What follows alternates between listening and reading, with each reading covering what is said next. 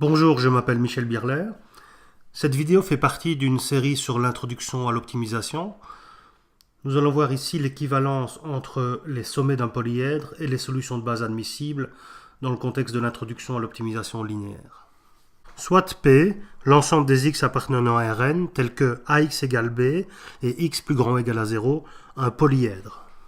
Nous allons montrer que x étoile est un sommet de P si et seulement si x étoile est une solution de base admissible. Commençons par rappeler les définitions.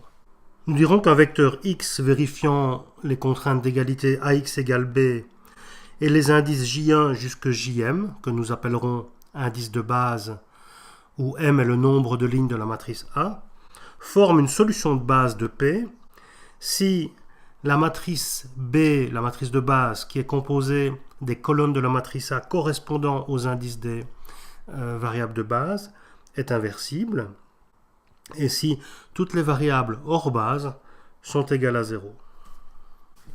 Si le vecteur b-1b est plus grand ou égal à 0, nous parlerons d'une solution de base admissible, et si le vecteur b-1b est strictement plus grand que 0, nous parlerons alors d'une solution de base admissible non dégénérée.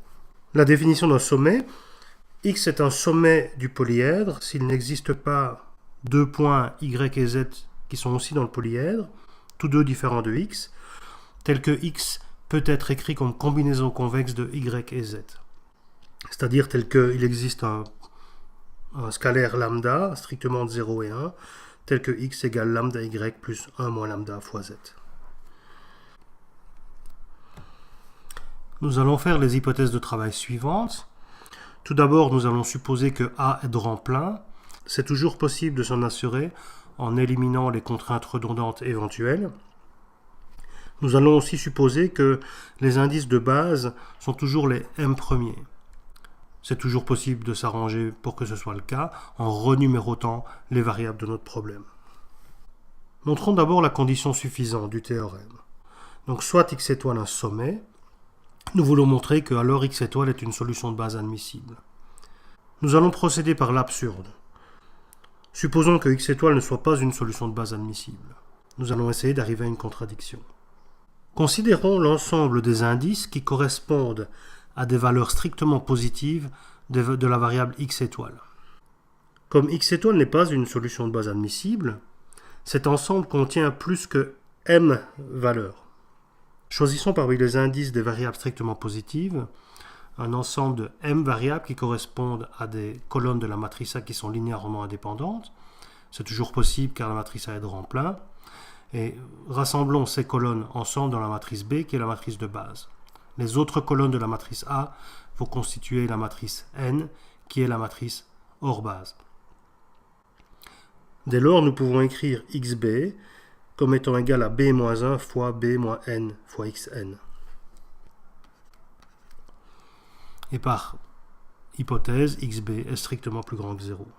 Mais comme le nombre de variables strictement positives était plus grand que m, nous n'avons pas réussi à les mettre toutes dans la base. Il existe donc hors de la base au moins une variable qui soit strictement positive. Appelons cette variable k. Construisons alors une direction de la manière suivante. Les composantes en base de la direction vont être définies par moins b-1 fois ak. La composante k de la direction sera égale à 1. Et toutes les autres composantes hors base de la direction seront égales à 0. Par construction, cette direction est dans le noyau de la matrice A. En effet, A fois D est égal à 0. Dès lors, tout point qui est obtenu en avançant le long de la direction D à partir de x étoile d'un pas lambda va vérifier les contraintes d'égalité. De plus, comme les composantes de x qui sont en bas sont strictement positives, il est toujours possible de faire un pas dans la direction D, suffisamment petit, de telle manière à ce que le nouveau point, obtenu en avançant dans la direction D à partir de x étoile, vérifie aussi les contraintes x plus grand ou égal à 0. Dès lors, il existe des pas alpha 1 et alpha 2, tels que le point x1 qui est égal à x étoile plus alpha 1d et le point x2 qui est égal à x étoile moins alpha 2d, soient tous admissibles, c'est-à-dire qu'ils vérifient x plus grand ou égal à 0. Considérons le facteur lambda égale alpha 2 divisé par alpha 1 plus alpha 2.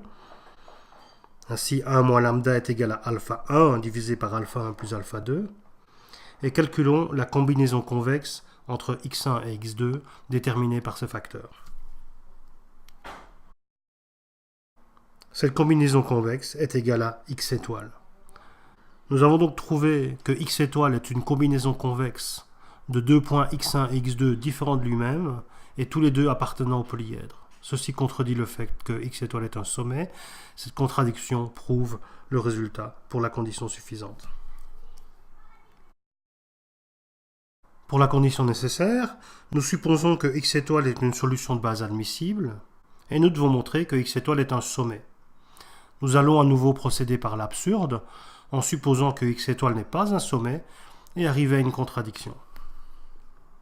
Dès lors, il existe deux points y et z appartenant au polyèdre, différents de x étoile, tels que x étoile puisse s'écrire comme une combinaison convexe entre y et z. Comme x étoile est une solution de base admissible, toutes ses composantes hors base sont égales à 0. Comme y et z sont admissibles, ils appartiennent au polyèdre, toutes leurs composantes sont plus grandes ou égales à 0. Or, pour obtenir 0 comme combinaison convexe de deux vecteurs ne contenant aucune valeur négative, la seule possibilité, c'est que ces deux vecteurs soient égaux à 0. Les composantes en base du vecteur y, qui peuvent s'écrire en fonction des valeurs des composantes hors base en utilisant la formule b-1 fois b-n fois yn, se simplifient car yn est égal à 0 en b-1 fois b. Or, b-1 fois b, c'est aussi la valeur de x étoile b, les variables en base de notre solution de base admissible. Nous pouvons faire le même raisonnement pour zb. Comme zn est égal à 0, la valeur de zb se simplifie en b-1 fois b, qui est aussi égal à xb étoile. Dès lors, nous venons de montrer que les vecteurs x étoile, y et z sont tous égaux. Or, ceci contredit la manière dont nous les avons construits. En effet, comme x étoile était supposé ne pas être un sommet, nous avions choisi y et z différents de x étoile. Cette contradiction prouve le résultat pour la condition nécessaire. J'espère que cette vidéo vous aura été utile. Pour plus d'informations sur l'optimisation, nous faisons référence au livre Optimization Principles and Algorithms, publié chez EPFL Press, et au site web optimizationprinciplesalgorithm.com, où vous pourrez trouver entre autres des codes associés aux algorithmes décrits dans l'ouvrage. Au revoir.